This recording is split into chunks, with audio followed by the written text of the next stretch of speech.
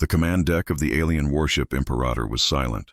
Commander Raal Tor stood tall, his eyes fixed on the old beacon in front of him. The message flickered through space in a strange red light. The ancient warning repeated in a robotic, broken voice, "Do not touch Earth. It does not forgive. It remembers. It hunts." Behind him, officers waited for his command. Raal Tor narrowed his eyes. His voice was calm, but sharp like a blade. "Earth? A trap? Nonsense. Primitive species. No real defenses. Only myths left by cowards." He raised his hand high. "Begin invasion protocol." A loud chime echoed across the bridge. Lights flashed red. The fleet, 20 warships, heavy transports, and scout crafts, moved through the blackness of space toward a small blue planet, Earth. As the ships entered Earth's orbit, something changed. It began quietly at first. The lead scout ship, Talon 1, reported strange electrical interference. Their systems blinked, radar spun wildly, and the crew's voices broke with static. "Command, we have incoming. Can't see. Something is..." Then silence. Seconds later, a small explosion lit up in the distance. Talon 1 was gone. Raal Tor's face stayed cold. No fear, no emotion, only the will of the Empire. Send the next scout. But the second ship never responded at all. It vanished from sensors like it had never existed. Then a deep, unnatural hum passed through the fleet. It came not from Earth, but from space itself. It made the metal of the ship groan. Officers looked around, nervous. "Commander," said Captain Vorn, his second in command, "I suggest we hold. Something is..." Raal Tor raised his hand. "Fear has no place in my command. Send in Shadow Unit Delta." Vorn hesitated. Everyone had heard of Shadow Unit Delta. They were the Empire's best. A small squad of elite commandos trained for every environment. Cold planets, lava worlds, even bio-war zones. They never failed. Within minutes, Delta was prepped. Their dropship launched from the hangar and descended through Earth's clouds. The ship passed through a thick, unnatural fog. On the ground, everything was silent. Delta touched down in what looked like an abandoned human forest. Strange metal debris lay scattered around. Burnt tanks, shattered drones, and bones too large to be human. The air was thick with static. "This place is dead," said one of the soldiers. "No signs of life." "Keep moving," their leader replied. "Scan for any activity." They pushed deeper into the forest. Then the fog moved. Not like wind, but like it had a purpose. One by one, the soldiers began to lose signal. Their comms crackled and went dark. The final message came in a whisper. "We're not alone. Something's hunting us." Then nothing. Back on the Imperator, Captain Vorn's face turned pale. "Commander, we've lost contact with Delta. Entire squad. No distress beacon. Just silence." Raal Tor's jaw clenched. "Unacceptable. No unit disappears without a fight. Prepare a full combat drop." But before the order was given, all the screens on the bridge blinked. One by one, the ship systems started glitching. The lights flickered. The voice of the beacon, "It remembers. It hunts," played again, now through the ship's speakers, though no one had connected it. Suddenly, the navigation officer screamed, "Sir!" "Something just appeared near our hull. No heat signature." "It's..." The ship shook. Not from an explosion, but from something scraping along its side. Metal, claws, or something worse. Then silence again. No alarms, no movement. The ship calmed.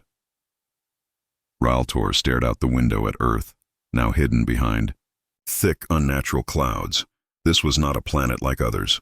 This was a place that knew. He clenched his fist. "I want every sensor active. I want ground forces ready. Earth will not break us." But deep inside, even Raal Tor felt it. This was no ordinary world. Earth had been quiet for a reason. It had let itself be forgotten, hidden behind old warnings and abandoned signals. And now it had been awakened. The command room tried to return to normal, but nothing worked quite right. Radar showed false readings. AI controls were delayed. Even life support sensors gave strange feedback. Captain Vorn walked quietly to Raltor's side. "Commander, what if the warning was real? What if Earth isn't weak? What if it's something else?" Raltor did not answer at first. Then he turned sharply. "If this world wants war, then it will have one." Just then, a new report came through. A single video feed from Delta Unit's helmet cam had finally uploaded. It was shaky and filled with static, but one frame showed something strange. A dark figure, human in shape, wearing black armor, no face, no heat signature, and behind it, hundreds of small machines rising from the ground, like insects made of metal, not human, not alien, something in between. "We're too late," whispered Vorn. "We didn't invade Earth. It let us in." The key screen went black. In space, the other ships began to report new problems. Engines failing, shields refusing to activate. Something in Earth's orbit was jamming them, but they couldn't find the source. Then, all at once, every ship received the same message, a voice cold, mechanical, human, but not. "You have entered restricted Earth territory. This planet is under protection. You are now targets. Goodbye." The message ended, and one of the warships, without warning, exploded. No weapon was seen, no launch detected. It was as if it had been disassembled from the inside. The remaining ships pulled back in panic. But Raltor stood unmoved. He looked at the ruined video again, at the human-shaped figure in black armor. He spoke quietly, almost to himself. "What are you?" No answer came, only the endless fog below, and the feeling that Earth had waited patiently for this moment. In the days to come, more squads would be sent. More ships would break. But this first moment, this opening blow, was enough to change everything. The Empire had not just invaded a world, they had awakened a trap, and the trap was closing. The last thing heard from Shadow Unit Delta, before the silence, was one terrified voice whispering through static, "It's watching us. Earth is watching us." The forest was quiet. Thick gray mist covered everything, rolling slowly between the trees. It felt like the ground itself was breathing. Shadow Unit Delta had landed just 20 minutes ago.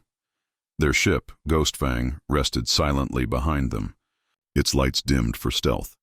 The unit's leader, Lieutenant Kor, gave silent hand signals to his team. "Scan the area. Weapons ready. Eyes sharp." There were 5 soldiers in the squad. Each wore black armor with advanced sensors, trained to fight in any environment. But here, nothing felt normal. "Lieutenant," one soldier whispered through comms, "no movement, no energy signatures, no heat." "That's impossible," another replied. "This planet is supposed to have billions of humans." Koriichi scanned the trees with his visor.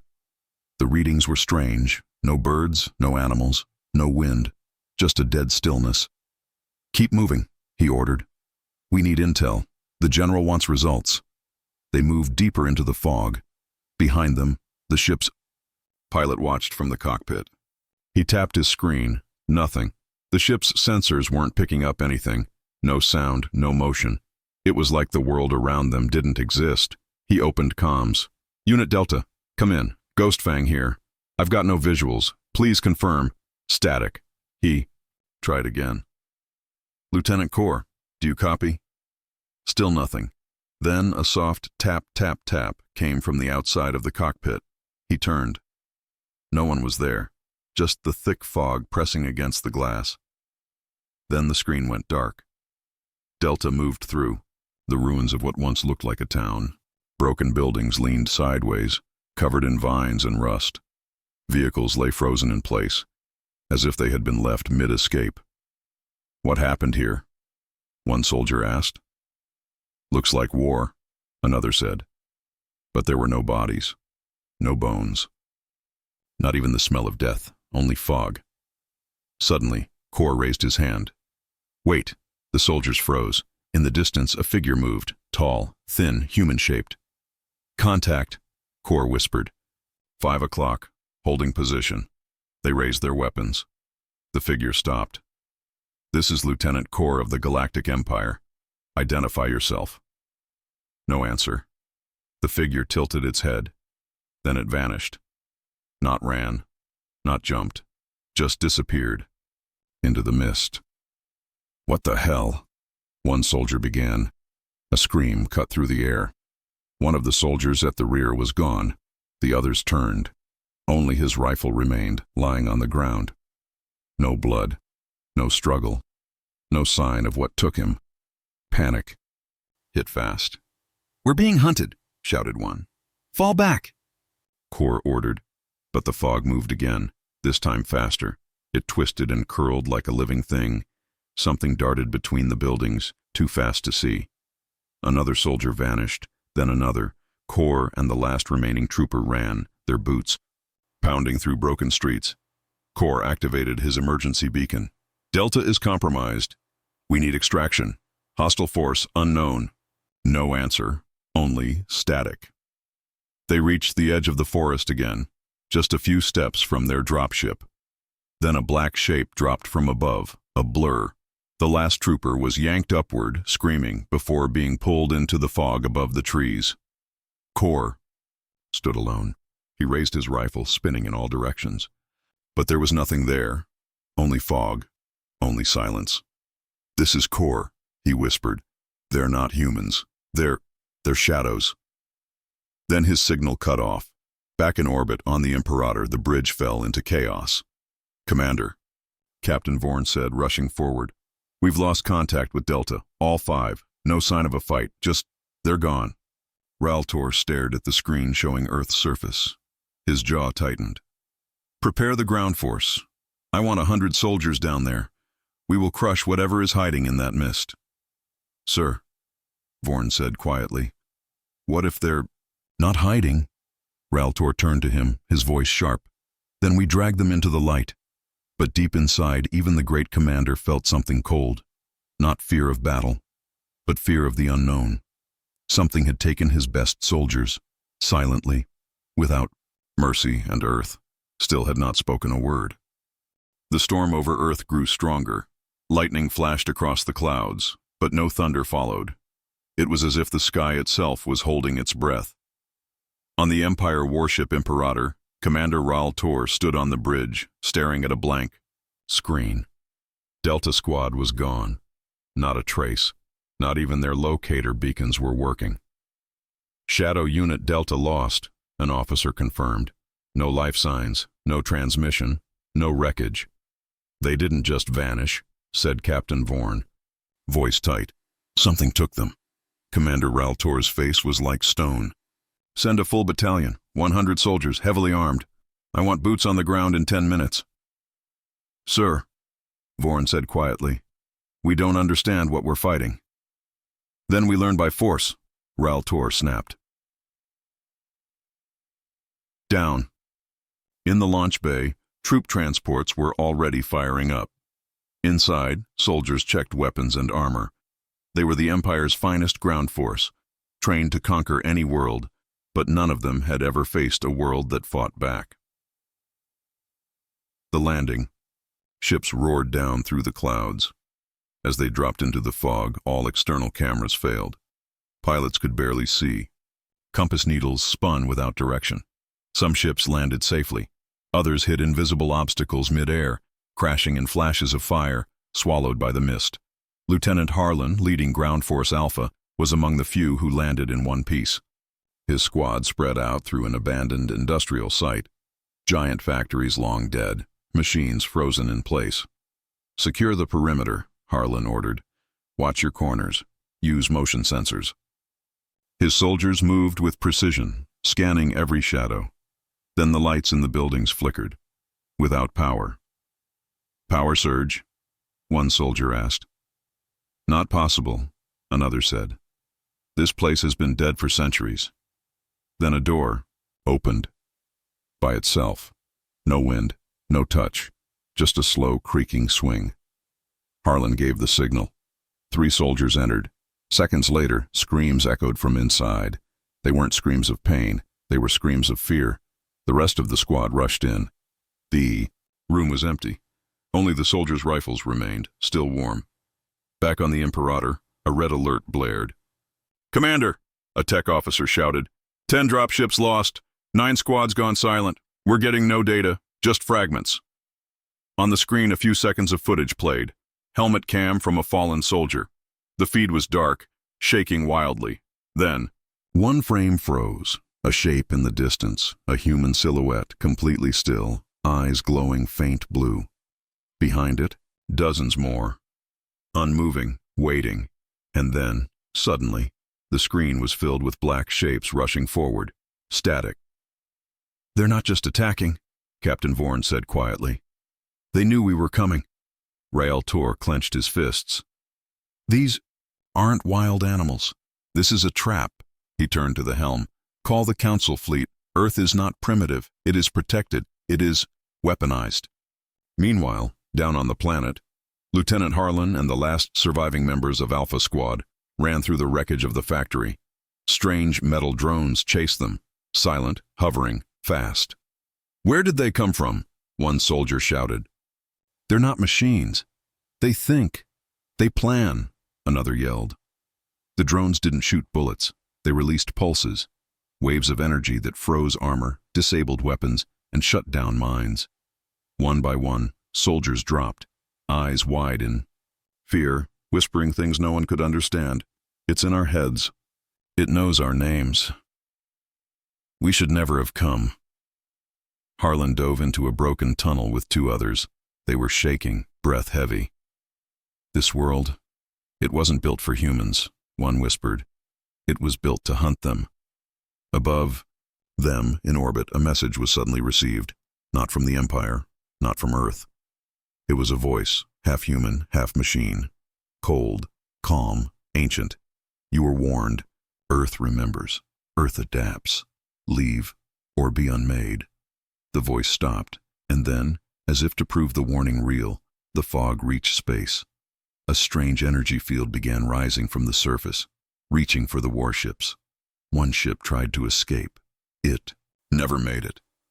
A beam of silent light struck its hull. The metal peeled back like paper. No explosion. No fire. Just quiet destruction. One moment, the ship was whole. The next, it was gone. Commander Rael Tor gave the order no one expected. "Retreat, for now." "Sir?" Vorn blinked. "But this is not war. This is a message. Earth wanted us to come. It let us land, so it could show us what it is." He looked at the dark blue planet below, now wrapped in fog and lightning. "Earth is not prey. It's a predator." And they had walked straight into its jaws. The Empire regrouped in high orbit. Half the dropships were gone. Squads were missing. Those who returned said only one thing. "We didn't see an army. We saw a mind." Commander Rael Tor stood silent in his private chamber, staring at the last recorded image from Earth. A single human face, staring up at the sky, its eyes glowing blue. "One human," he whispered. "Just one." Behind him, Captain Vorn entered. "Sir, we've scanned deeper. There's a large underground signal beneath the old Earth cities. Something ancient, still alive." Rael Tor turned. "Is it a weapon? We don't know. Then we send someone who can find out." He tapped his command pad. "Deploy the Phantom Legion." Hours later, 3 dark ships broke through the clouds. The Phantom Legion was not made of ordinary soldiers. They were silent killers, trained in psychic warfare, cloaking, and deep recon. Machines feared them. Enemies never saw them coming. Their leader, Commander Kale Vex, touched down near what was once called New York, or what was left of. Its skyscrapers lay broken like bones, roads swallowed by roots and dust. The air was cold, filled with strange static. "Stay sharp," Kale said. "Whatever did this may still be here." They moved through the ruins, scanning for movement. "No heat, no tech, no life." Whispered, "One." "Not true," Kale replied, pointing. At the end of the street, a child stood, human, barefoot, wearing a faded coat. She stared at them with glowing eyes. "Contact," Kale said, raising his rifle. But the child didn't move. She simply pointed behind them. The team turned. and the world changed. Suddenly, the street was gone. The buildings vanished. The sky turned red. The phantom soldiers found themselves inside a simulation, a memory, projected straight into their minds. They saw a war, Earth burning. Humans fighting monstrous invaders with weapons that bent time and space. And at the center, one last soldier, a woman with gray hair, battle armor cracked, holding a glowing sphere. "Let Earth sleep," she said. "Let it dream in peace." She activated the sphere, and the sky screamed. Then the vision ended. Kale and his team were back in the ruins. Only now they understood. Earth wasn't just defended, he said slowly. It was sealed. One soldier pointed up. Above them, a strange tower pulsed with blue light, hidden until now. The signal they were tracking came from there. Kale gave the order. "Move in. Whatever's in there, it's the heart of all this." They entered the tower. Inside, the walls were alive with energy. Old human tech fused with organic systems. It wasn't a weapon. It was a guardian. Inside a chamber at the top, they found it. A single human, cryogenically preserved, still breathing. Wires connected her to every system on Earth. Her nameplate read, General Aaron Locke, last commander of Earth. Her mind was still active. She was Earth's last defender, and its controller. Kale stepped forward, ready to disconnect her. But then, her eyes opened. Far above, on the Imperator, warning lights flared again. "Massive energy spike from the planet," an officer yelled. "Something's waking up." Commander Raul Tor turned slowly. He now understood. Earth was not a dead world. It was a prison, built by humans to keep something inside, and powered by their last general, still alive. And now, the lock was breaking. "Contact the Empire Council," Raul Tor said. "With what message?" asked Vorn. "Tell them Earth is not to be conquered, not to be touched." He paused. "Tell them Earth is coming back." The chamber was silent. Commander Kyle Vex stood over the frozen body of General Aaron Locke, the last human commander. Her body was old, but her face was calm, peaceful, and surrounded by glowing wires that pulsed with energy. Her eyes had just opened. Kale stepped back, aiming his rifle. "She's alive. She's awake," he said, voice shaking. But General Locke didn't move. She spoke, not with her mouth, but directly into their minds. Her voice was cold, powerful, and full of history. "Who enters the tomb of Earth? State your purpose." Kale tried to respond, but his mouth felt dry. "We are soldiers of the Galactic Empire. We came to—" "Invade?" she interrupted. "Like the others before you?" The walls of the chamber lit up. Holograms appeared, images of battles long forgotten, gigantic alien beasts fighting in Earth's skies, humans using weapons that bent gravity, time, and even death.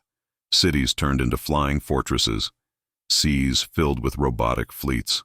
The Earth had once been more powerful than anyone imagined. "We were the apex," General Locke said, "and we paid the price." Kale lowered his weapon. "What happened to your people?" She looked at him. "We disappeared ourselves." Locke raised one trembling hand. The air shimmered. A holographic star map appeared. Entire galaxies marked as fallen. Empires gone. Civilizations erased. We fought a war no one could win, not even us. She pointed to one black star at the center. Something came, not from space, but from time. A hunger. She spoke of a thing not fully alive, not fully dead. A force that consumed thought and memory. It hunted civilizations that grew too fast, too proud. "When we realized we couldn't stop it, we made a choice," she whispered. "We buried our world. We sealed our minds. We became a trap." "You?" Kyle asked. "You made the fog?" "Yes. We made Earth a death maze, a living tomb. Not for others, but for us. And anyone foolish enough to wake us." Kyle's squad stood in silence. "But now," she said, eyes glowing brighter, "your empire has broken the seal, and the hunger may know we're still here." In orbit, Commander Raul Tor watched as massive energy flares rose from Earth's surface, Dozens of ancient satellites reactivated, forming strange formations around the planet. "Sir," an officer said, "new ships are rising, not from Earth, from under it." Old human warships, black, sharp, terrifying in design, rose from deep bunkers below the oceans and mountains, not one or two, hundreds. Their weapons pointed not at the Empire fleet, but at space itself. "What are they aiming at?" Vorn asked. Then, the screen turned white. Something was arriving, not through normal space, not through a portal, but through memory. A ripple tore across the stars. Back in the chamber, Kyle looked at the now fully awakened General Locke. "If you're alive again, does that mean Earth is at war again?" She smiled sadly. "No, it means war is coming, and now I must lead again." Her voice echoed across all of Earth. Every dormant drone, every hidden defense, every old satellite woke up, and Earth, long forgotten, long buried, began to breathe again, to be continued. In the skies above Earth, the stars began to vanish, one by one, not because of clouds, not because of ships, but because something massive was coming, from beyond space, from beyond time. Commander Raoul Tor stared in horror. His fleet was fully armed. Dozens of warships, powerful enough to crush any world, but even their long-range sensors showed nothing, just an endless black wall moving closer. "That's not a ship," whispered Captain Vorn. "It's something else." "It's the Hunger," came a voice on the comm. General Aaron Locke, broadcasting from the Earth's surface. "We sealed it away once," she said. "But the moment the seal broke, it remembered us." "What does it want?" Raoul Tor asked. "It doesn't want," Locke answered. "It feeds on fear, on thought, on memory, on pride." Behind her, Earth's sky was alive with activity. Towers rose from the ground. Drones swarmed into formation. Old warships lit their engines, forming defensive walls in orbit. The planet wasn't just waking up, it was arming itself. On Earth, Kale and his squad followed General Locke deep beneath the surface. They entered a chamber filled with glowing human minds, cryopreserved soldiers, leaders, scientists, thousands of them. "Are they dead?" Kyle asked. "Not dead," she said, waiting. Her hand brushed across one control panel. One by one, the minds awoke, eyes flickering open, armor hissing to life.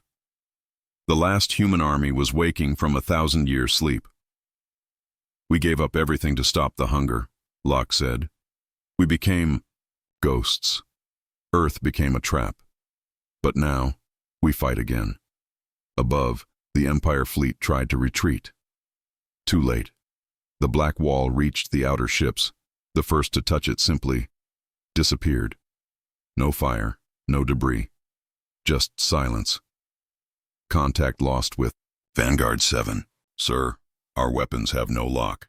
There's nothing to target." Commander Raoul Tor made a choice.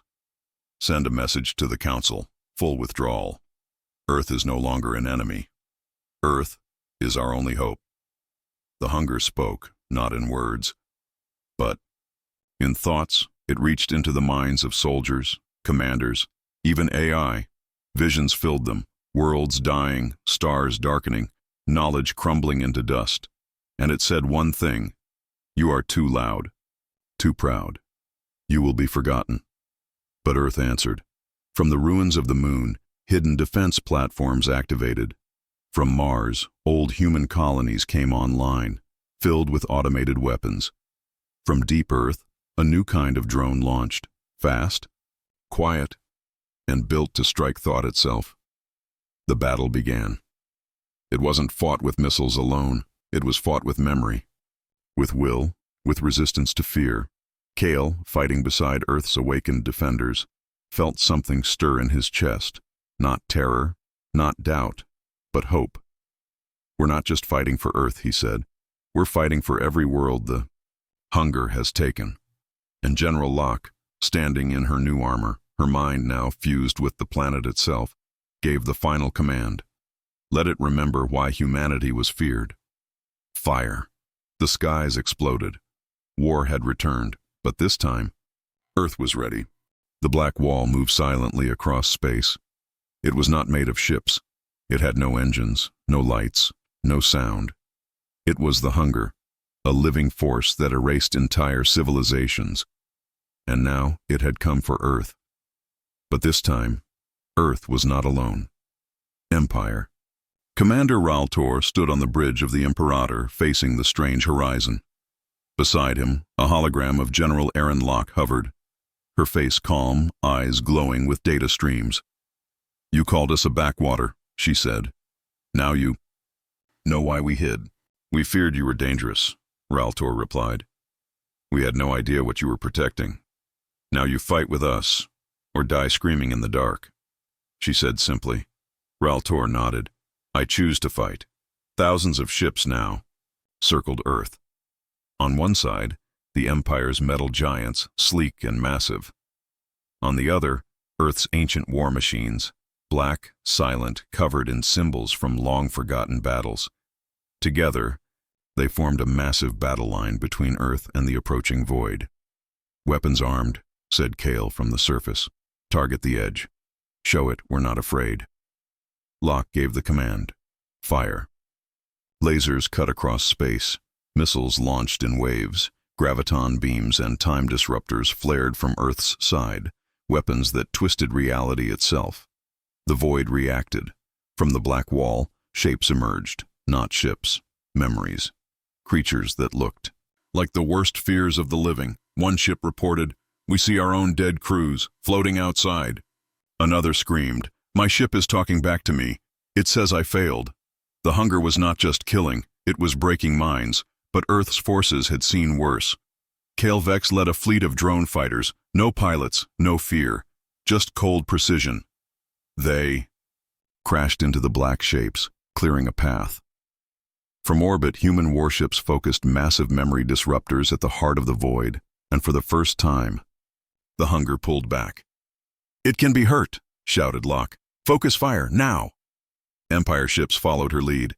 Together they formed a wall of light. The battle raged across hours. Hundreds of ships lost, thousands of drones gone. But Earth held the line. On the ground, humans were waking all over the planet. Civilians who had been in stasis, old leaders, soldiers, scientists, a world reborn, ready for war. And then it happened. The black wall began to break. Pieces of it turned to ash and drifted into the void. General Locke stared at the screen. "It's not dying," she said. "It's retreating." Kale asked, "Did we win?" She shook her head. "No, we survived the first wave. It now knows what we are, and it will come back stronger." High above Earth, the Empire and human fleets drifted together. Commander Raltor stood before a map of the stars. "This thing has eaten hundreds of worlds," he said. "If Earth stands, maybe others can too." Locke nodded. "Then we take the fight to it." Kale spoke from below. "We hunted once before. We'll hunt again." Earth wasn't a trap anymore. Earth was the tip of the spear, and the galaxy was about to remember what it means to fear humanity. The skies above Earth were quiet again. The black wall had vanished, for now. But Earth was not celebrating. It was planning. Inside the command center, buried beneath Antarctica, General Aaron Locke stood before a massive star map. It showed hundreds of red stars, worlds that had gone silent over the centuries. Each one marked a place the hunger had devoured. "This is not over," Locke said. "We survived the first strike, that's all." Empire Commander Raltor joined her at the map. "Then we strike back." Across both fleets, human and imperial, new orders were given. The Alliance would form an expeditionary task force. Ships would jump across the galaxy, following the trail of destruction left by the hunger. They wouldn't wait for the enemy to return. They would go to the dead stars and see what remained. Kale Vex and his Shadow Squad were chosen as lead recon. Their orders: scout the remains of Thalor Prime, a once powerful world destroyed 300 years ago. No one had been there since. "You'll go first," said Locke. "If the hunger left anything behind, you'll find it." Kale nodded. If it's waiting, we'll see it coming. They arrived at Thalor Prime, or what was left of it. The planet was cracked, split like a shattered egg. Its surface was dry, lifeless. Not even air remained. But in orbit, there were still ruins, giant space stations frozen in time. Kyle and his team entered the largest one. Inside, there were bodies. Frozen soldiers, alien and human, locked in a final battle, weapons still raised. No signs of decay, as if time had simply stopped. Something's wrong, Kale whispered. These people didn't just die. They were erased mid-thought. Then they heard it. Not a voice, a whisper of thought. Go back. Kale turned. One of his team was missing, just gone. No sound, no sign. Then another disappeared. Mid-step, Kale grabbed the last two soldiers and shouted, "Emergency jump, now!" They escaped. But barely. Back at Earth, Locke stared at the new data. "It's still there," she said. "Even in death, the hunger waits." Raltor frowned. "How do we kill something that doesn't live? That hides in time, memory, and space?" Locke answered, "We changed the battlefield." She activated a new project. The Echo Engine, an ancient human device that could record and replay time itself in a locked zone. If it worked, Earth could fight the hunger inside its own weapon. "We'll trap it in its echo," she said. "Make it face what it's done." The galaxy held its breath. Earth was going where no one had dared, into the ruins, into the silence, into the dead stars, not to explore, not to study, but to hunt. Far from Earth, deep in the remains of a shattered moon, the Echo Engine hummed to life. Built from ancient human tech and new Empire systems, it could do something no weapon ever had. Trap a thought. General Aaron Locke stood at the center of the Echo Core, surrounded by shimmering energy fields. "This is not just a machine," she said. "It's a mirror. We show the hunger what it's done. We trap it inside its own crime." Commander Raltor watched with narrowed eyes.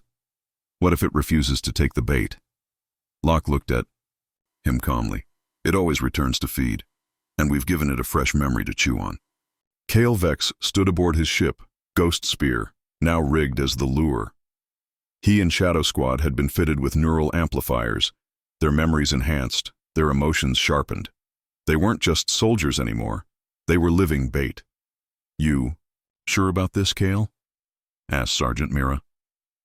"It's not about being sure," Kale replied. "It's about being ready." He activated his core memory stream. His worst day, relived again. His brother. A battle, fire, screams, pain. The hunger would sense it and come running. Minutes later, space around them twisted. A soft black fog appeared, like a shadow leaking through a crack in the stars. Then it began to speak, not in words, in feelings. Guilt. Fear, loneliness, pride turned to shame.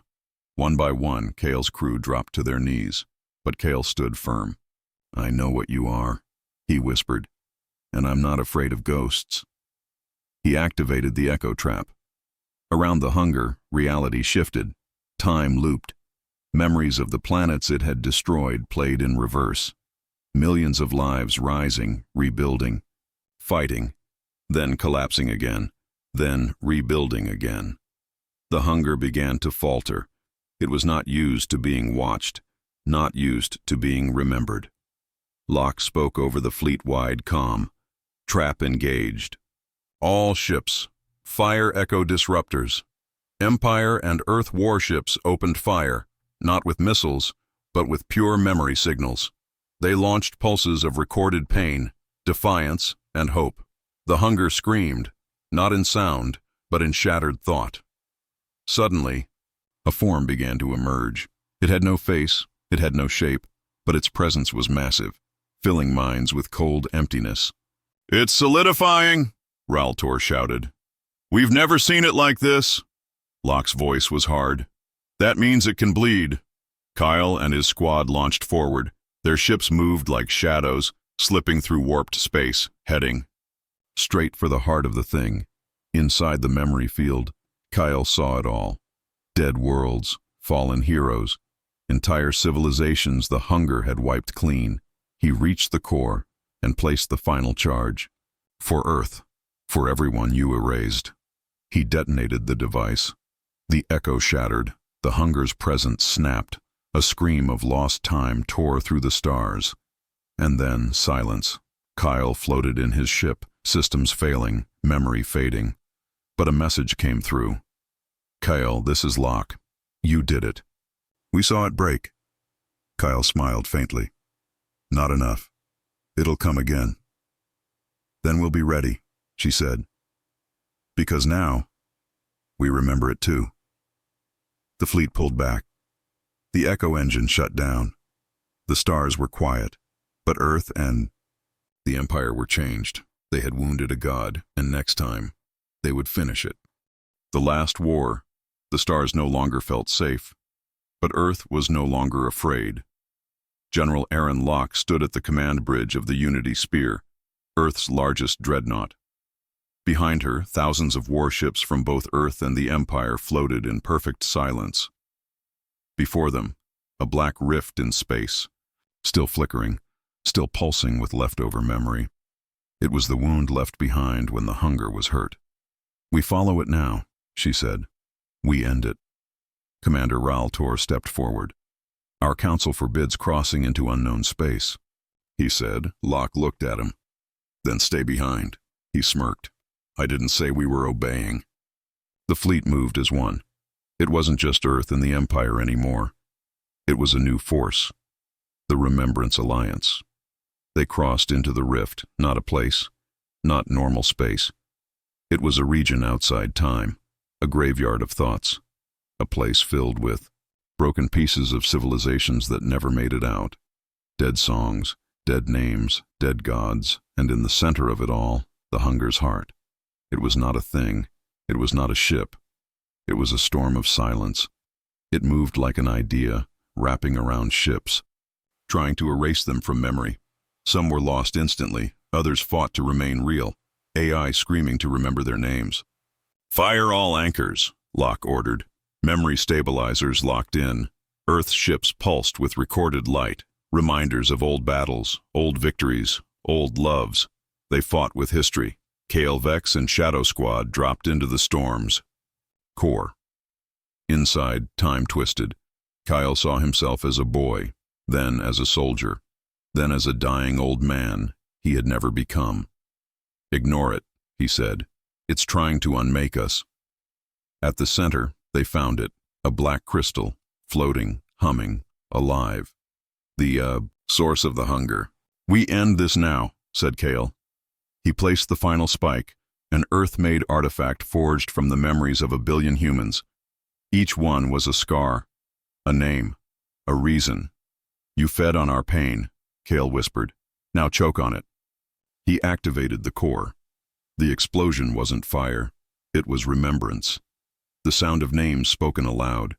The weight of billions who had lived and died. The hunger screamed, its storm breaking into light, into dust, into silence. This time it wasn't returning. It was gone. Kale awoke aboard a rescue cruiser. General Locke stood over him. It's over. Really over? He asked. She nodded. The stars are clear. The fleets returned. Earth lit up in celebration. The Empire bowed in respect, and the galaxy whispered a new warning. Don't attack Earth. Don't wake it. Because Earth remembers. And next time, it finishes the war. End of series.